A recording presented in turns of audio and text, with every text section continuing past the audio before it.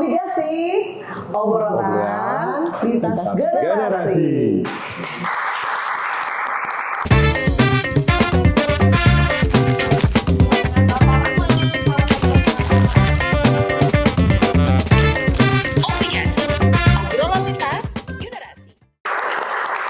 Oke, kita kembali lagi di episode yang very eksklusif kali ini. Masih bersama dengan saya Alvina Santosa yang kerap dipanggil Vina. Kali ini kita akan membahas masih di tanah laut. Tentunya kita di sini kedatangan dua narasumber. Kemarin mungkin satu ya narasumbernya yang eksklusif sekali, pasti sudah pada tahu ya. Dan yang kedua ini kita akan kasih lagi narasumber yang very eksklusif, yaitu langsung saja kita sapa. Ini dia, kita sudah bersama dengan Ibu Haja Dian Rahmat Trianto, dan tentunya juga bersama dengan Bapak, tentunya sudah bisa ya, boleh dilirik ya, sudah bersama dengan Bapak Haji Rahmat Trianto, Bupati Tanah Laut, Kalimantan Selatan. Baik, di sini tentunya Bapak Rahmat dan juga Ibu Dian ya, kerap dipanggil Ibu Dian ya Bu ya. Kita di sini akan berbincang-bincang di episode kali ini di podcast kita yang tentunya akan menarik banget di hal ini. Baik, Bapak, selamat pagi Bapak. Pagi Mbak Bina. Pagi. Ibu bagaimana? Selamat pagi Bu. Alhamdulillah. Sehat ya Bu ya di pagi hari ini ya Pak ya. Oke, tentunya di pagi hari ini kita akan membahas suatu topik yang sangat menarik. Tentunya bagaimana kita mulai dari menceritakan awal mula Bapak Rahmat memutuskan terjun ke dunia pemerintahan hingga akhirnya dipercaya memimpin tanah laut. Bapak boleh ceritakan? Baik Mbak Bina, jadi hampir separuh hidup saya itu sebenarnya di dunia militer. Oke. Ya, di dunia militer sejak tamat SMA di usia 22 tahun saya sudah menjadi militer aktif berpangkat Letnan 2 sampai kemarin tahun 2023. Jadi hampir separuh hidup saya. Sehingga yang menarik adalah kenapa saya bisa langsung terjun ke dunia politik ketika saya menjabat sebagai Komandan Kodim di Tanah Bumbu. Di situ saya sering berinteraksi langsung dengan masyarakat, apalagi saya punya program dulu namanya itu Ngodim. Itu ngopi bareng Dandim. Itu suatu program untuk kegiatan saya untuk langsung bisa berbincang langsung dengan masyarakat. Nah dari situlah awal mulanya ketika saya mendengar keluhan masyarakat seperti apa, ya, tapi saya sebatas Dandim ya hanya bisa dengan batas maksimum apa yang saya bisa perbuat, tidak bisa memberi suatu kebijakan.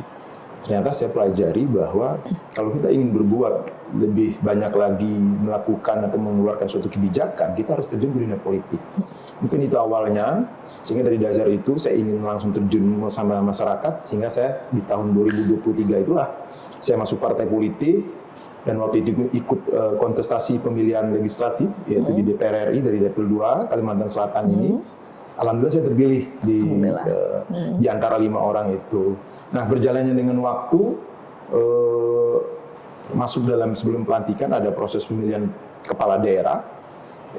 Akhirnya atas kebijakan politik tertentu dengan dihubungkan dengan keinginan Bapak Presiden masalah swasembada pangan, akhirnya saya majulah menjadi calon kepala daerah ketika itu di Tanah Laut ini. Alhamdulillah dengan kepercayaan masyarakat atas keinginan dari hati nurani mungkin, dan terutama atas izin dari istri tercinta, sehingga ya diizinkan oleh Allah terpilihlah sekarang menjadi Bupati Kalimantan Laut. Secara garis besar seperti itu lebih kurang.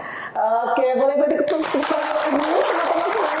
Luar biasa sekali Sobat Axel.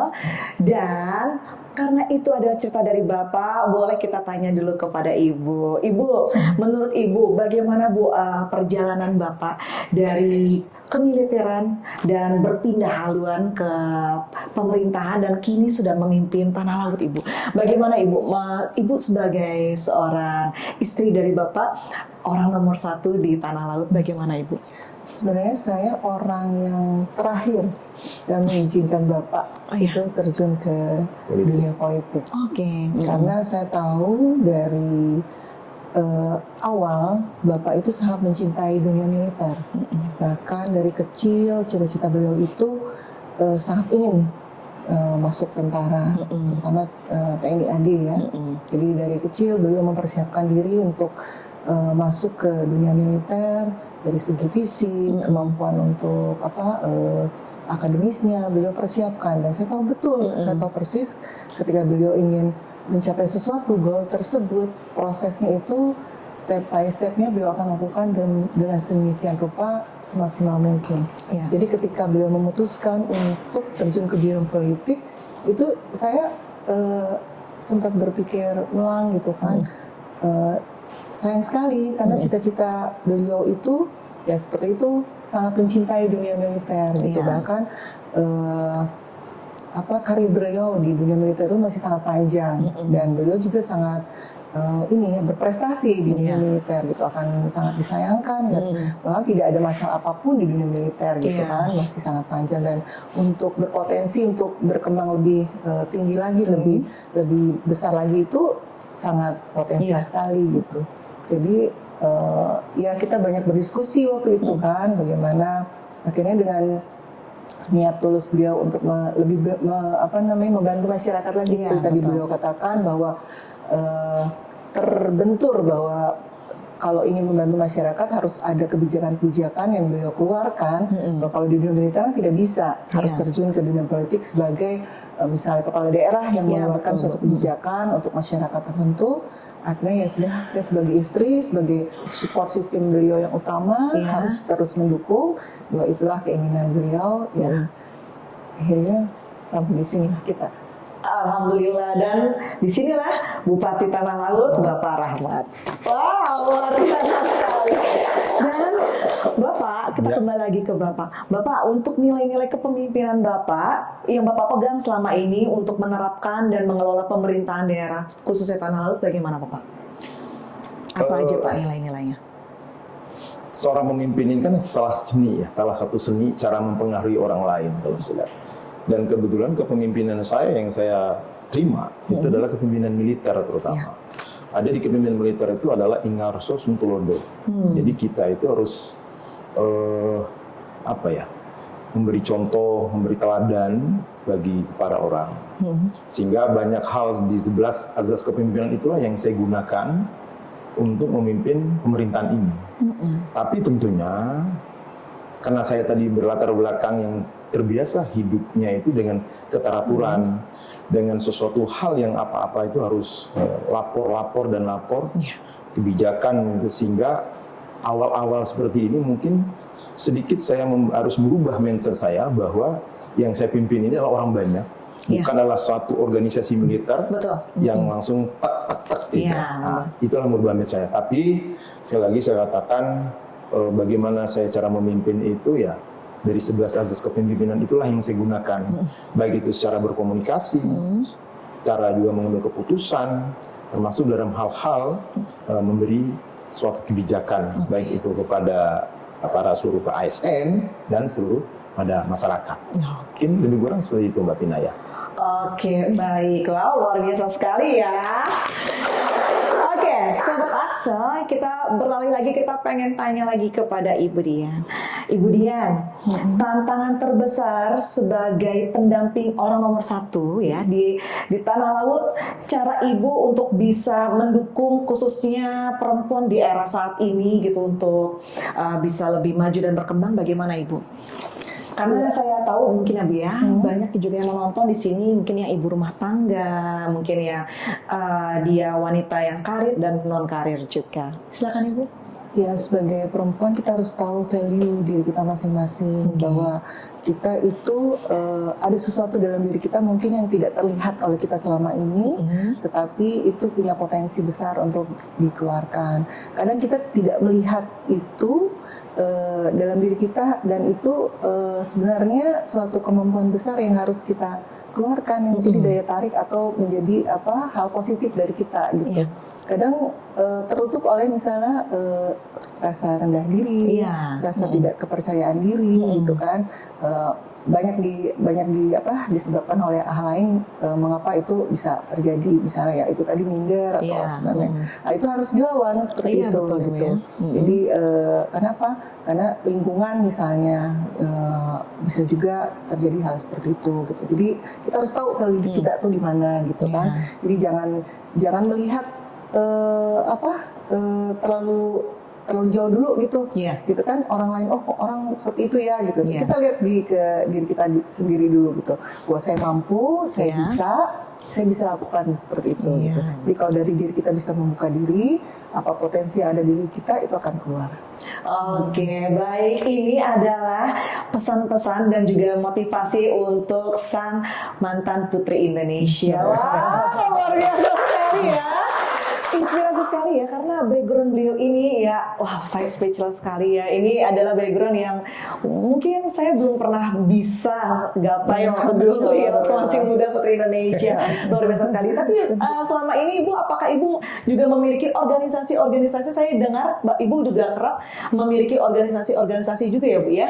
Ya, saya dari umur 25 lah berorganisasi. Oh, 25 Ibu. Sebelum saya dulu kan kalau di tentara otomatis sebagai istri seorang prajurit kan itu udah tergabung di Persib ya. Tapi sebelum itu saya ada di yayasan juga. Kebetulan saya membentuk yayasan bersama teman-teman. Itu sekolah anak jalanan. Oke. Jadi kita itu lebih ke sosial. Sosial. Saya juga aktif di IWAPI. Gitu.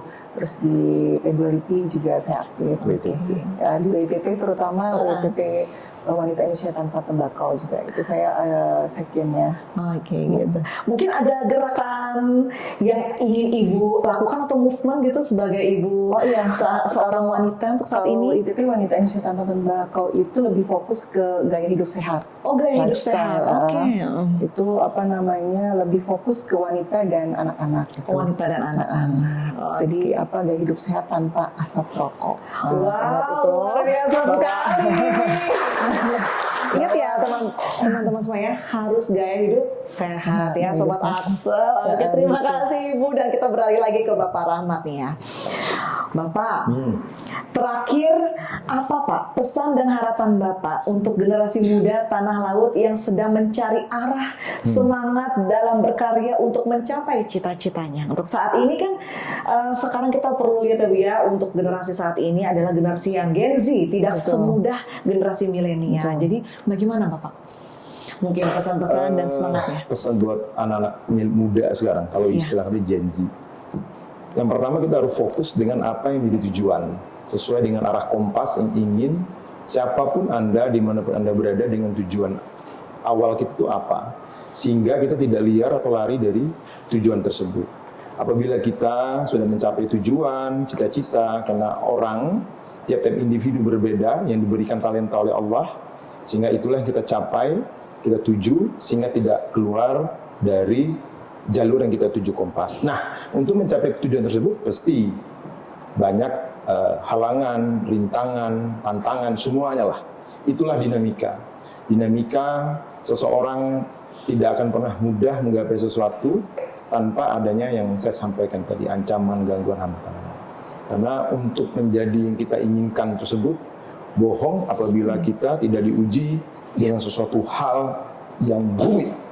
Karena kalau kami di militer itu, Mbak Vina, seseorang petarung hebat itu akan merasakan penderitaan yang panjang dulu, baru dia menjadi orang yang kuat dan hebat, agar dia bisa menjadi juara yang dan sebagai pemenang. Ya, jadi itu buat anak muda, jangan pernah putus asa, jangan pernah pantang menyerah. Sesuaikan hidupmu dengan apa yang kalian inginkan. Hadapi halangan rintangan, jadi kangen. Dan terpenting adalah berdoa sama Allah, ridho dari orang tua. Masya Allah. Oke, itu tadi pesan-pesan dan juga semangat ya dari Bapak Rahmat untuk semua generasi muda, terutama untuk saat ini generasi Gen Z. Kita minta juga dong pesan-pesan juga dari Ibu Dian untuk generasi Gen Z mungkin yang lebih ke wanita. Nah, Gen Z wanita beda Bu ya dengan milenial dulu ya Bu ya. Sebenarnya sama aja, relate seperti yang disampaikan sama Bapak. Yang ini saya cerita sedikit tentang latar belakangnya. Saya dulu kagum sekali sama leadershipnya Bapak. Ada salah satu cerita terfavorit saya yang selalu saya sampaikan di berbagai kesempatan, cerita tentang Bapak nih. Oke. Jadi dulu waktu kita masih pacaran, jadi ada kita pernah ngobrol-ngobrol nih. Jadi waktu itu Bapak cerita bahwa saya sangat passion sekali di dunia militer gitu ya, bahwa beliau akan mencapai karir tertinggi di dunia militer seperti ini. Jadi beliau tuh punya mapping di dalam kehidupan beliau bahwa punya goal-goal yang akan dicapai beliau pada saat-saat tertentu.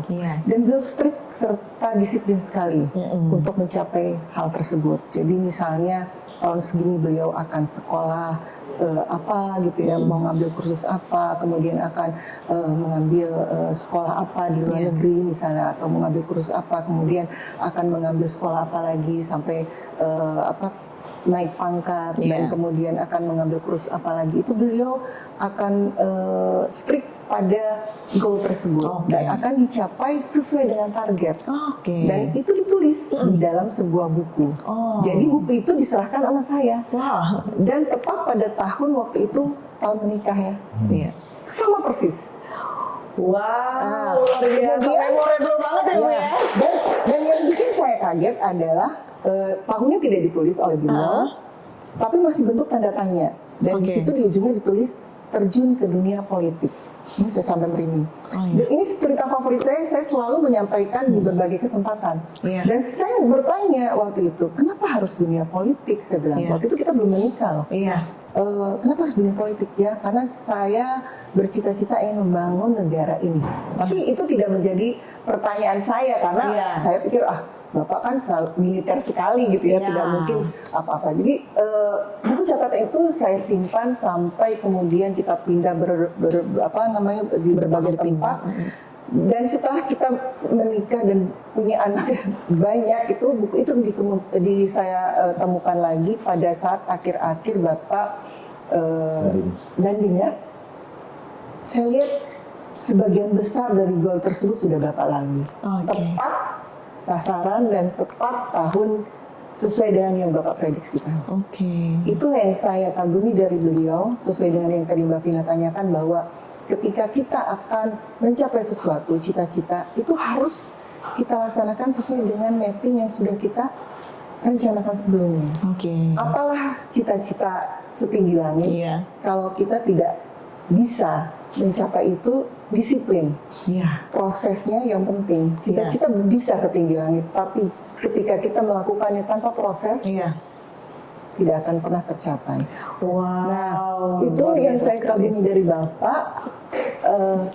Apapun itu, mau misalnya cita-cita mau punya rumah, mau punya mobil, mau kita mau berlibur misalnya, mau naik haji sekalipun, itu beliau selalu merencanakan.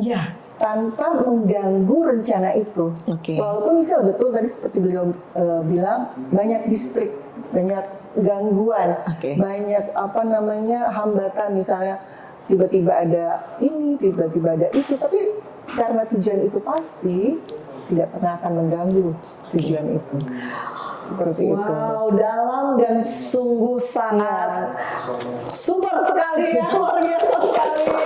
Sampai akhirnya beliau keluar dari tentara dan terjun ke dunia politik pun itu sesuai dengan target. Nah, walaupun misalnya kita sampai di tanah laut ini tidak sesuai, misalnya di luar rencana kita, tetapi politik mana yang Bapak ambil itu kan di luar rencana kita betul apakah di DPR atau di kepala daerah kita tidak tahu. Tetapi di dunia politik itulah Bapak sudah mencapainya gitu loh. Luar biasa sekali, jadi ikut merinding juga ya. Luar biasa. Itu mungkin bisa jadi acuan buat anak-anak muda, tidak laki-laki atau tidak perempuan, bahwa jika kita mempunyai cita-cita atau tujuan dalam hidup, itu tidak akan pernah berarti kalau kita tidak melakukan proses demi prosesnya sesuai dengan apa yang akan kita tuju. Ini benar-benar menjadi motivasi juga ya untuk saya sebagai host pun juga termotivasi, apalagi yang nonton ya, untuk Sobat Axel. Luar biasa sekali, beri tepuk tangan yang meriah sekali lagi untuk Ibu Dian. Luar biasa. Bapak, tanggapi Bapak, tanggapi tentang apa yang sudah Ibu sampaikan, ternyata tentang dreams book Bapak yang comes true. Wow. Luar Jadi biasa. dari dulu saya memang buat mapping hidup. Jadi kalau saya berkarir di militer, ini. Tapi di salah satu usia, mapping tersebut saya rubah ke jalur panah kedua. Oke. Saya tanda tanya, saya jalur politik.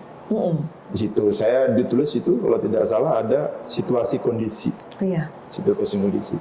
Nah, tapi memang dari awal saya membuat mapping tadi, saya punya target. Tahun sekian saya harus sekolah, jadi saya harus mempersiapkan diri semua.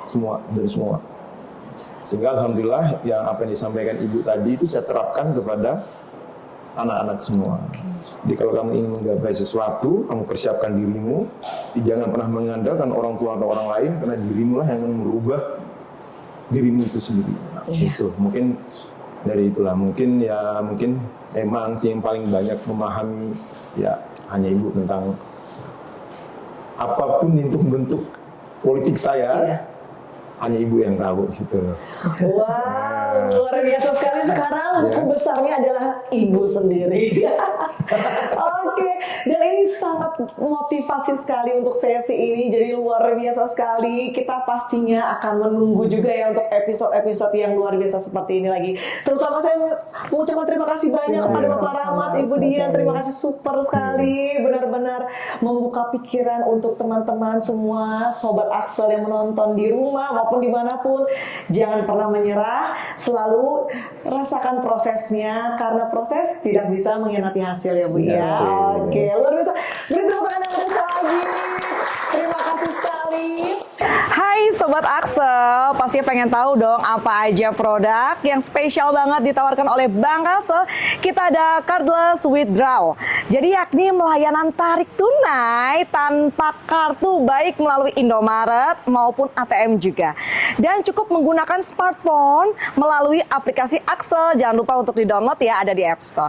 Kita akan jumpa lagi di episode-episode yang lainnya lagi yang lebih luar biasa, tentunya bersama dengan Obligasi, obrolan lintas generasi.